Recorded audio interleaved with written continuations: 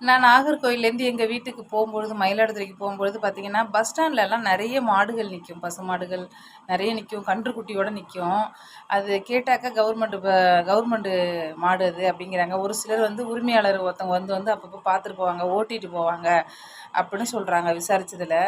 நான் ஃபஸ்ட்டு கவர்மெண்ட்ட கேட்குறேன், நீங்க மாடு வளர்க்குறீங்க இல்லையா? மாட்டுக்குன்னு அவ்வளோ பெரிய இடத்துல ஒரு மாட்டுக்குன்னு ஒரு இடம் ஒதுக்க முடியாதா? ஒரு ஆள் போட்டு உங்களால பராமரிக்க முடியாதா? அத போய் பேப்பர உருவி உருவி சாப்பிடு, நோட்டீஸ் எல்லாம் பிடுங்கி பிடுங்கி தின்னு, சாக்கடை பொறுக்கி தின்னு, கேரி பேக் சாப்பிடுன்னு சொல்லுவீங்களா?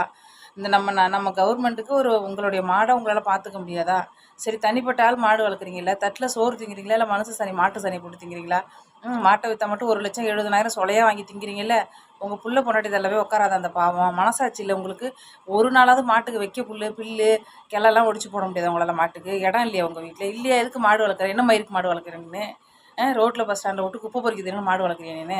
நல்லா இருப்பியா நீனு?